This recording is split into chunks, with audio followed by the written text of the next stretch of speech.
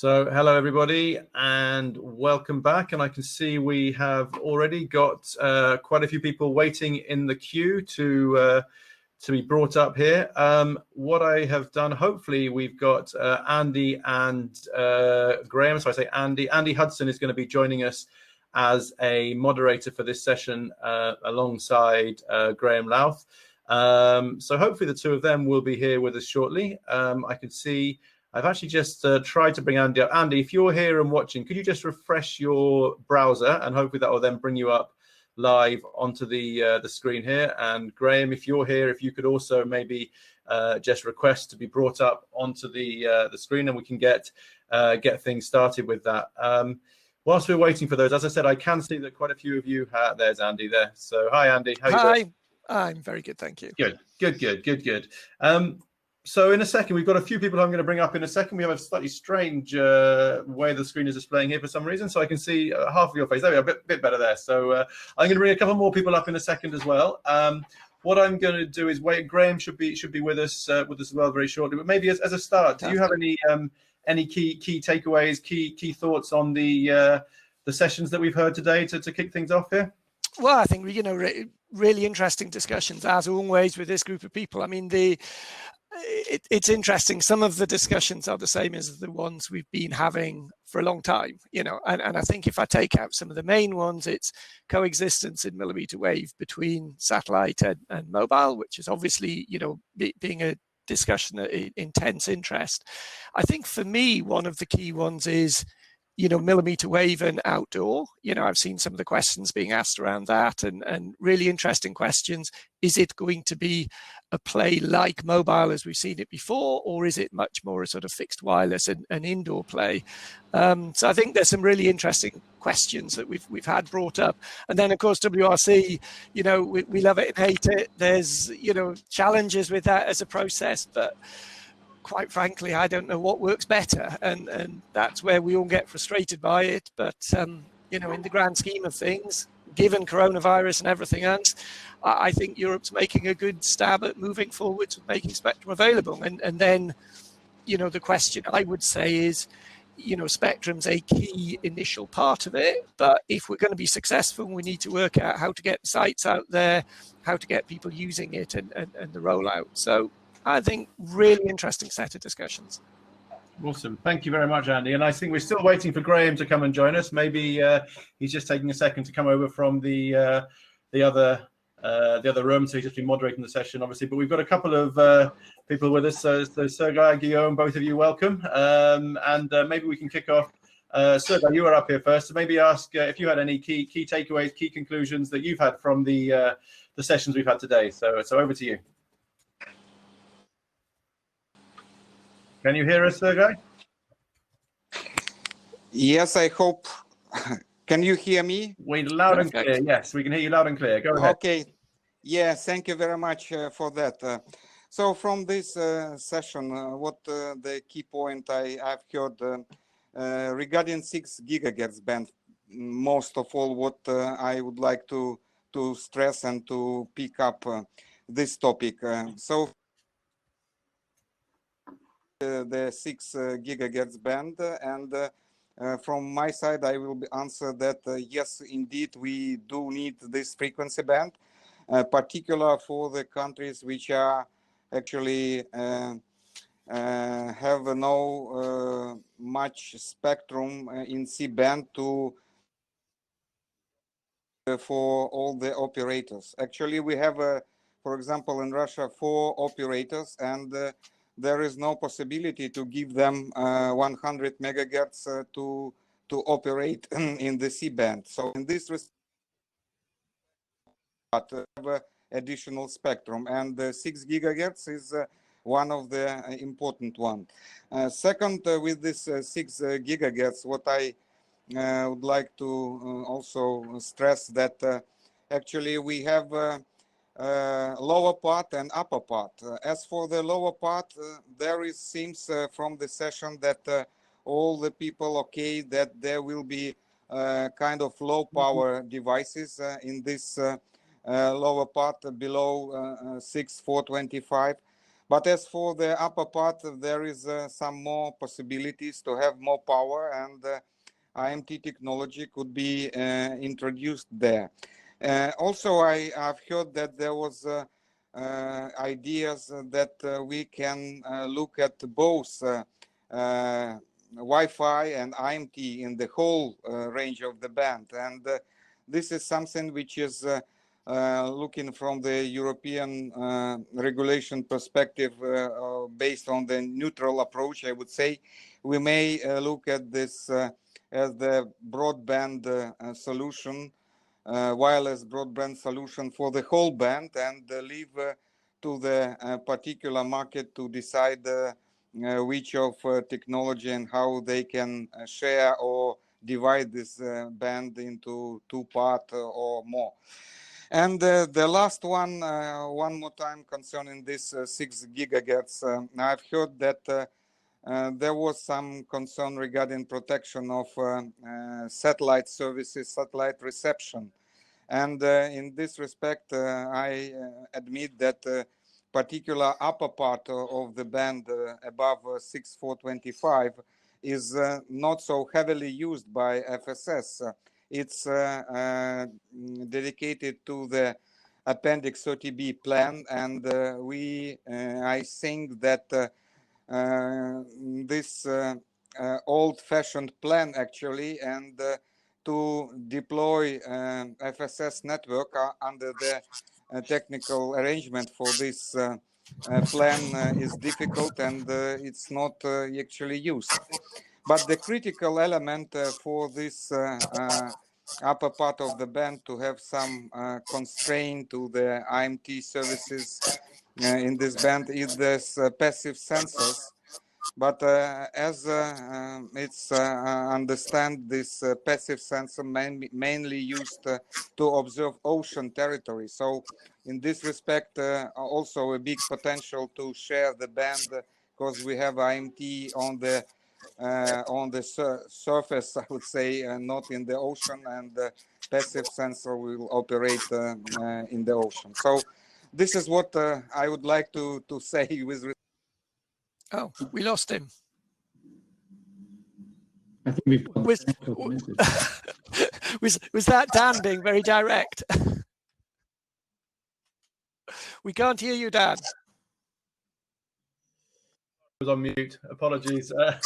No, that wasn't anything with me. So I think we lost Sergey there, but we did. I think he got his points across there. So I can see Graham's with us now as well, and Guillaume's here. I mean, Sergey's just been talking about the 6 gigahertz, and Guillaume, I think possibly that might be something that you'd have a few thoughts on as well there. But Cecile, if I could ask you just before, I think there's a bit of feedback coming from your microphone, Cecile. So if you could just maybe mute your microphone before you talk, that would be really appreciated, and thank you very much. So guys, I'm sure we'll ask you to come up in a second, but for now I can see Graham's here, so welcome, Graham. So I'll leave it to Graham, yourself and Andy to have a chat with the guys we have up, and we'll bring some more up in a minute. So over to you all anyway.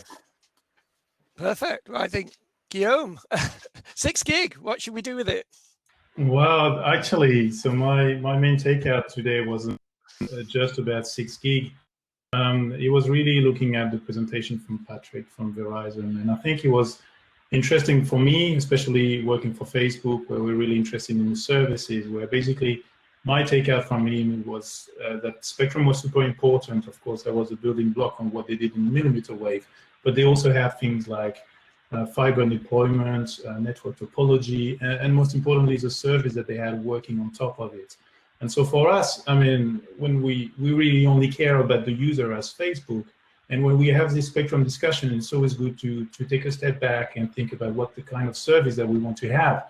And definitely, we want to have connectivity from satellite, from mobile network, from unlicensed, and all these things get together. Now, when you go back to the discussion that we're having about the conference, the question is in which of these bands you can have a perfect storm where it's not just a spectrum play, but there are services and network topologies that are aligned with that. And we definitely see that C-band is a clear band where you have IMT. There's the global move for that.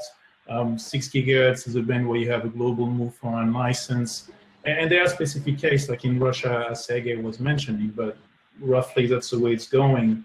Also, if you look at the millimeter wave, you can see that in 26, there's the whole momentum behind IMT. So we expect that at some stage there will be innovation there. 5771 is looking at unlicensed. And of course, I mean, just before giving the floor to Cécile, there are all the bands that are very important for the satellite services. So I guess it was interesting for me to see that in this band, it's not just a band which is important, it's also the whole concept around it and which services can run on top of it. So that's why it was very interesting as a presentation. Cécile? Thank you, Andy. What I'm always finding, quite stimulating, but coming back now more and more in these discussions which we're having in the Spectrum Conference, is that there is now more and more a recognition that everything will go to the mix of technologies. So we need to be able to address spectrum needs from various technologies, and that's obviously not trivial at all. There are situations where we can reserve an exclusive spectrum to a dedicated technology. There are other cases where we need to look at sharing solutions. What is very clear, and I have three main points in mind in relation notably to the millimeter wave band, which Ram animated just before. Well, first of all, I can hear that there is clearly a disconnect between the high-level policy agenda pursued by WRC and the daily spectrum management, or even the market path, because things don't develop the same way and at the same rhythm. For instance, the 26 gigahertz band, I mean, I remember 1 year ago, the space industry was finger pointed for being an obstacle to the deployment of 5G in 26. And in fact, that was not the case. I mean, that was more in relation to EESS and a very specific concern in relation to Meteo. What we see now is that you have several countries finally opening up that band, and a lot of discussions about how it's going to work for indoor, outdoor, verticals, telcos. So it's extremely welcome, and this is where we need to go, because that spectrum has been made available. And other elements which also shows the disconnect is, we talk a lot about innovative way of using spectrum, and I'm sure we're going to progress on that. So there is more flexibility, more ability to share, but the law of physics are still there, and they are very heavy, and we need to play with them. So in our specific case, if you look at ubiquitous usage of spectrum by high-density satellite systems or INT deployment, it's nothing to do with, fixed service, coordinated stations, or big gateways of the satellite sector. So some can be coordinated, others cannot, and that makes a big difference. So there are situations where sharing is really, for now, today, probably a no-go. And it may change in the future, but we're not there yet, clearly. The third aspect I can see is we need to be looking forward. I mean, it takes time. It takes time between the moment you start identifying some systems and technologies for specific frequency bands and the time when the market will actually deploy. I remember how long it took for the mobile industry to use the 2.6 gigahertz band or even the 3.6 gigahertz band. This is 10 plus years, and we're there now. And so it was not necessarily a bad choice. I mean, I hope my colleagues are not too unhappy about that, but it is the same with the 28 gigahertz band. We have been identified there long ago, and we're there. Now the level of investment from the satellite sector is just huge. So we have to appreciate that this time elapsed between the moment you take a decision, the moment the market is going to develop, well, that can be in years sometimes. Sure. Okay, so we've got Peng here, who I'm sure will give us a mobile perspective. So is Cécile right? Is this just a long time scale and we just have to wait for it? And the second point, Peng, just I think we need to go back to that point about 6 gigahertz and what we, what we want to say about it, or what we think the right way forwards with that is, given the discussion. But over to you, Peng. Yeah, thanks, Andy. Good to see you as well. Really quickly, I think I followed the discussion this afternoon on the millimeter wave, and it was really definitely interesting debate. And I think on this, I have to agree a little bit with Cecile there. If you take a step back and look at the history of IMT and from the ITU process, most of the spectrum identified at WRC took 7, 8 to 10 years to go to a mass market, right? And now today, 6 months after WRC 19, millimeter wave is already start to be implemented. So I can feel, some people saying it's frustrating that Europe is not moving fast enough on some of those issues. But again, if I look at the members, mobile operators in Europe, the most kind of focus is still on the C-band and on the deployment of 3.5. That is, we're spending a lot of capex to deploy the network. There, we spend a lot of money to acquire the spectrum as well. So it will take a little bit more time, but which is the good thing is, the ecosystem is being propelled by US and Korea and other regions of the world on the millimeter wave. And when operators in Europe is ready, then the ecosystem will be there. But that said, I think it's really important what Philip Marnik said earlier. It's like to be ready and to prepare the licensing and the issues around it. I think there were a lot of debates early on about what is should be the license on millimeter wave should be local or national. From our perspective, when I see as what the different market who already licenses or everything was in the national level, but and also there were a lot of debate on verticals. So instead of for me to get into the debate, really, I can just point you to some of the reports that we did in the past, recently, in fact. One of them is about the 5G use case in China. So that's what 5G vertical use cases in China. It's quite refreshing for me, at least. That's done by my colleague based in China. I'm based myself in London, but what's quite refreshing to see that a lot of use cases that's been debated today here in Europe has been achieved by the mobile operators in China, by the 3 main mobile operators, and all these things can be done, and it's just a matter of commercial agreement between the verticals and MNOs. So I stop here and happy to answer any other questions. I will share in the chat maybe the link to the China report. Great, thank you. I just noticed Simon's come on. Hi, Simon. I saw a question from you Hello. in the feed a little while ago about millimeter wave and the size of antennas and whether it would work outside, and that seemed a fascinating question. Yeah. So maybe you can fill us in a little bit about that. Okay, so a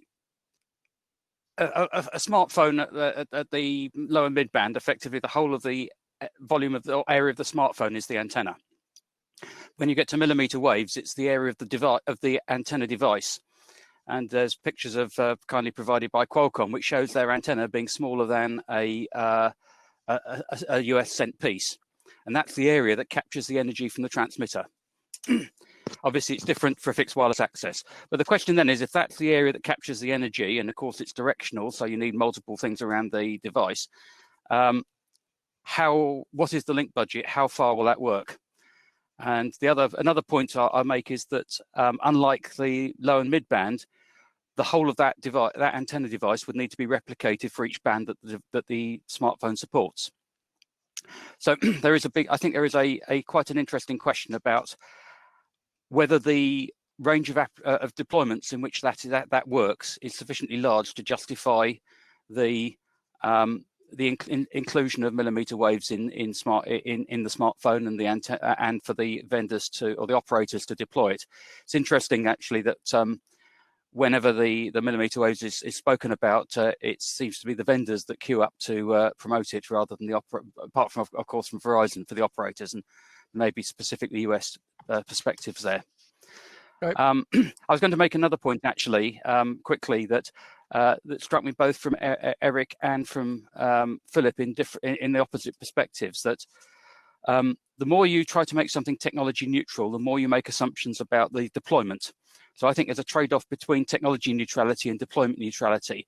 And that worried me particularly in the context of discussion about duty cycle for millimeter waves, because we don't know enough about what the application would be to understand what the consequences of a duty cycle constraint would be. So that's an example where we're talking about trying to optimize the technical performance rather than the value of the spectrum for different types of user. So Graham, I guess that was your session, and so you heard both sides, and we can't have Philip and people to sort of answer that themselves. But do you have a view on that question about whether there's a trade-off between deployment neutrality and technology neutrality? It's an interesting question. You're on mute, I think. Yes, I was on mute. Yeah, I mean, I'm not enough of an engineer to actually understand the ins and outs of exactly how this is all going to work in different environments and different scenarios. But yeah, I'm very conscious of the fact that there is a lot of very challenging technical issues around how you authorize millimeter wave use in a flexible way, given that we have such a diverse, potentially very diverse range of users for it and use cases. And I'm sort of asking the same questions as Simon, but in a slightly less technical way, which is, you know, which of these work, and how can we come up with an authorization regime that is actually going to enable as many, if not all of them, to happen as efficiently as possible. Yeah, I mean, I certainly applaud the UK for making, and Philip's team for making available the 26 gigahertz spectrum in the way that they have done. But at the same time, I think he admitted, you know, very openly in that session that, you know, that's just the first step, and there are potentially other models, other frameworks that are going to have to be put in place in the future. And I have, you know, no idea quite how that's going to work, because I don't think anybody does at this stage. So yes, I think it's a very open question about what is going to work and what isn't going to work, and how we can set up an authorization regime that allows the best possible use and as wide a range of possible uses as possible. And unfortunately, I mean, the question in my session about, you know, is technology going to be our savior here? And I think the consensus view is no, it's not.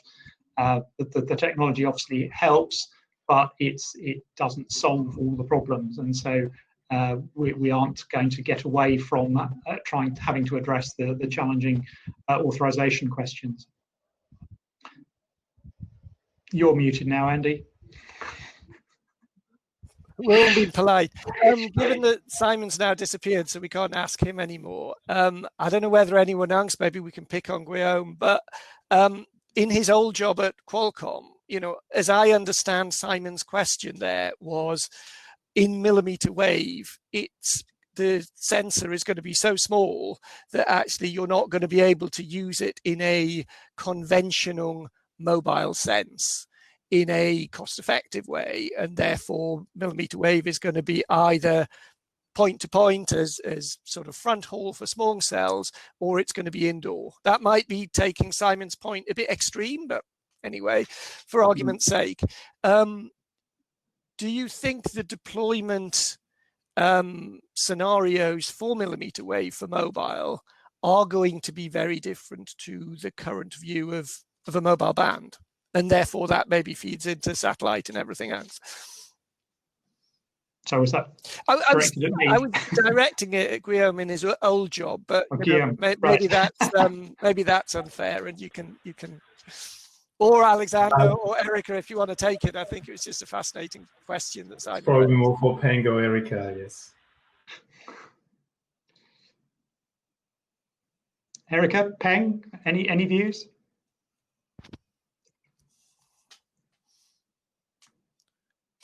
So, I mean, quickly for me, I mean, I don't have a strong view on, but I mean, from the presentation from Verizon earlier, and you know, some of the use cases we see so far. I mean, of course, fixed wireless is one of the use cases, but EMBB is another one. I think that's the two kind of key scenario defined that may use the big kind of a capacity that come out from the millimeter waves, but I don't have a, you know, I think it's probably maybe manufacturers and chipset manufacturers have a better view on that. As often with Simon, he just picked up a quite interesting technical question that maybe has very Reza's here. Maybe we could ask him. I've got to say, can I ask Reza? Excellent, Reza. We've got a question for you from Simon. Yeah, I actually heard that. That's why I came on. I think... Tell us the answer, please. Well, I was just going to say that I don't know the answer. Oh. No, just kidding. No, I mean, I think it's not. It's well known that, you know, millimeter waves have challenges, both in terms of link budget and, you know, device and how they can get easily, for example, blocked. And we saw a presentation. Was it a video? Was it yesterday from Qualcomm? I can't remember, where you know, there was dual transmissions to avoid blockages of that sorts. You know, I think it's quite clear millimeter waves has a set of different challenges to mid-bands, but I think engineering through massive MIMO, through diversity transmissions can to some extent, you know, compensate for these disadvantages. But what I was going to say was that actually it's important to note that millimeter waves and mid-bands are different in frequency and in terms of use cases, in terms of their deployments, in terms of their authorization schemes.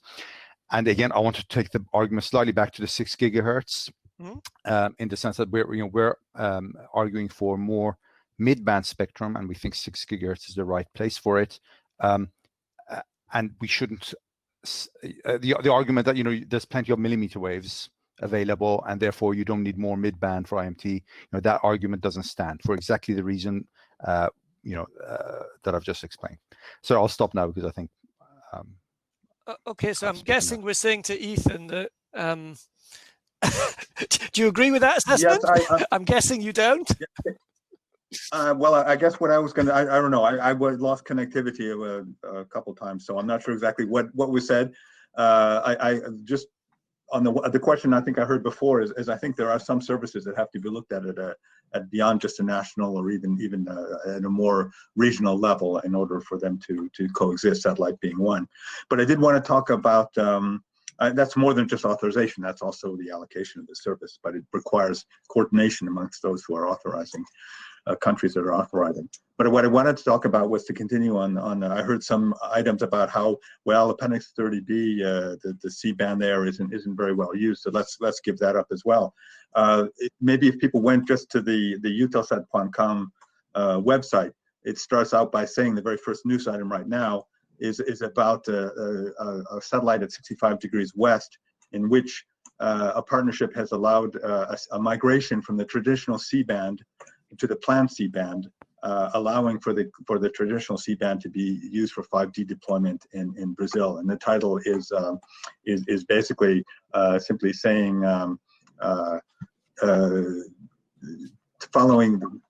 using this new band, planned C-band, for following C-band repurposing in Brazil. So let's not push one industry to go to another band because the first band is being used, and then once they've put the investment into that new band, that other band which is still available, say, well, now let's take it because they haven't been fast enough to use it. It's not fair. So please, if there is going to be C-band in the Appendix 30B, you have to allow it for satellite. That's basically it is being used, and it will probably be increasingly used. So it's long-term planning. No, that's a satellite which is operating today in Appendix 30B C-band. No, but I mean, in terms of you need a wider plan for spectrum than just saying move to this little bit and then effectively going in again and then having the same discussion. Everybody wants this broad strategic framework that says what direction are we getting to. And that's true. That's true in all bands. But this is just one specific example of where you have to be careful of how quickly you jump bands. Sure. Alexander, I'm conscious that you've been sat for a while, and I'm sure you had something good to say. So do dive in and say your piece. Thank you very much, Andy. Well, now we are holding a very interesting discussion, and I was hesitating whether I should refer to the previous discussion in the panel or to this one. Yeah. But probably I will not change my plans. Because I need to thank all the previous panelists for these very enriching speeches and discussions. So it was very engaging, and a lot has been covered and a lot has been discussed. I did enjoy it. However, I thought it might be of interest if I complement this panel with another element that was also very lightly touched by the last conference when we were discussing the millimeter wave identification for IMT. So I refer to something different that has been discussed so far, the health-related concerns associated with the exposure to non-ionizing radiation. In this respect, I would like to share briefly information on the 5G developments in Switzerland, including the situation in the millimeter wave bands. Well, I believe some might be aware that the introduction of the 5G standards and the expansion of the 5G networks in Switzerland has intensified discussions on the health-related concerns about mobile radiation. As a result, some reservations were raised in the Swiss cantons and also among parts of the population. In fact, in Switzerland, to protect the population from non-ionizing radiation from mobile antennas, two types of limits are specified: emission limit values and installation limit values. The emission limit values protect against the scientifically proven health effect like heating of the body tissues. This must be compared with wherever people might be present, even for a short time. And they are the same limit values which are applied in the majority of our neighboring countries. However, on the precautional principle, we have also so-called installation limit values. And these are distantly lower than the emission limits for mobile radiation and are from 4 to 6 volts per meter, depending on the range the mobile communications are using. And it means that each individual mobile radio installation is subject to a maximum of approximately 1/10 of the emission limit at locations where persons regularly stay for some time. As a result of the installation limit values, non-ionizing radiation from mobile antennas is more strictly restricted in Switzerland than in most European countries. And a relaxation of this precautionary regulation was rejected already twice by the federal parliament. Once was 2016 and as one 2018. And therefore, the government does not currently intend to change the limit for protecting the population from non-ionizing radiation. In this respect, it appears that the 3G and 4G transmitters on the same mast are using already the maximum radiated power that just allows respecting these non-ionizing radiation limits. It results in the need to install new masts for the 5G deployment. And the studies gave that in order to ensure a high performance 5G. Oh, we've lost Alexander. Oh dear. I don't know, Peng, did you want to say anything in sort of response to that comment, or Erica? I think I'll leave it to I've been speaking a lot. Oh. Okay. you only give me the ones that you don't want to answer, guys. Okay, so Well,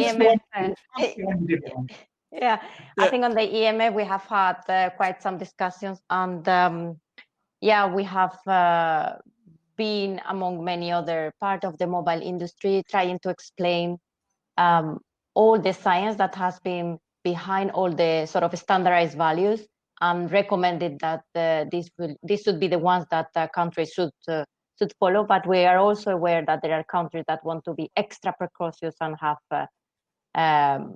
stringent limits. And that will mean, of course, that there will need to be a densification of base stations. If I just wanted to comment also on. Yeah. I also wanted to comment on Simon's previous comment. That was, it triggered quite some good discussions.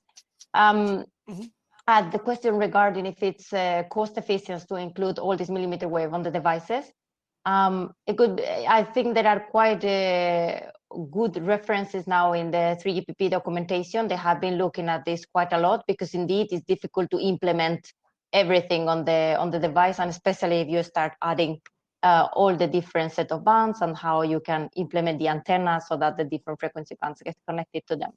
I would refer him to that. Then I would like to comment as well on the millimeter wave, that we had quite some good discussions on the 26 gigahertz that we see very important, that it's being licensed in a wide area manner or national licenses in Europe, as well as the 40 to 43.5 gigahertz. This is a quite important band that Branimir mentioned that it was a priority band.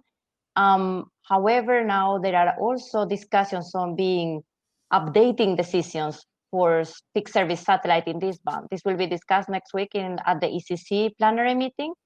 And we hope that we take really into consideration all the work that was done at WRC, and also that this is really a priority band for IMT. Then around WRC 23, we had yesterday a very good panel specifically for the 6 gigahertz. Of course, we as Ericsson were very interested on agenda item 1.2.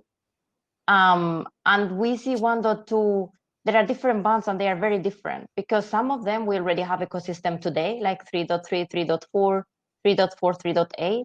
Those bands will really help to just broaden the ecosystem and be used in other countries.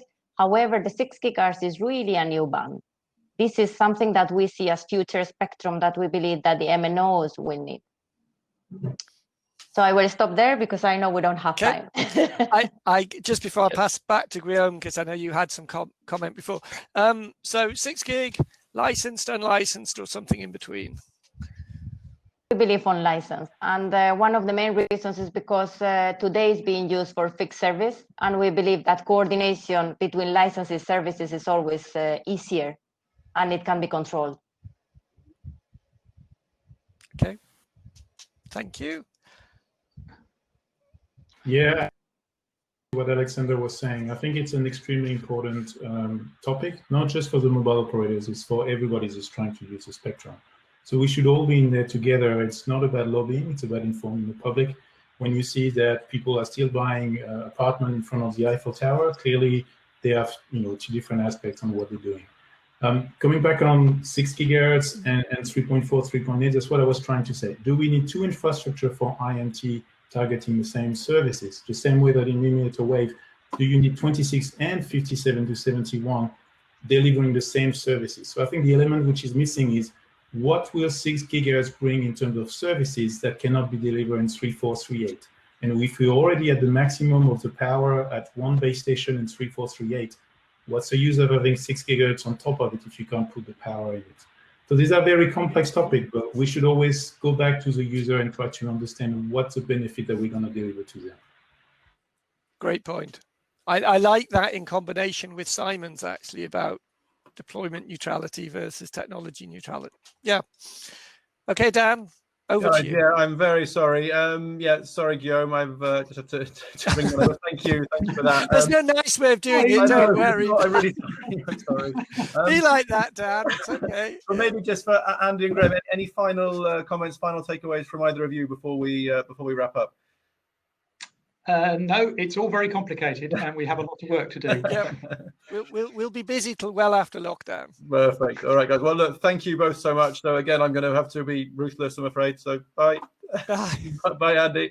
So guys, thank you so much, and yeah, really appreciate everyone for your comments and thoughts there, and also for all of our speakers, all of our panelists for some excellent discussions and presentations and panels today. So thank you all so much for your participation. So Yeah, we're back again tomorrow, day 4 tomorrow. Tomorrow we move on to look at the issue of spectrum for verticals, which is something that's come up already in a number of the panels today and has been discussed. So we've got a panel tomorrow looking at specifically spectrum for verticals. And then also in the afternoon, we're going to be looking at rural connectivity, which is taking place as well. And I think we have showcases tomorrow. I'm pretty sure we do. Yeah, we have showcases tomorrow as well. So we have 3 showcases running tomorrow as well. So there'll be an email sent to you all with the full program for tomorrow. So you should all be receiving that shortly. And again, that will have links to the sessions that have happened today and the recordings from those. So so once again, thank you all so much for your participation today. We start tomorrow at around about 11:30 Brussels time. So 11:30 CET tomorrow. And we have those 2 panels on the showcase taking place. So guys, thank you all so much. Wishing everyone a very pleasant evening and looking forward to seeing you all back here again tomorrow. Thank you. Bye.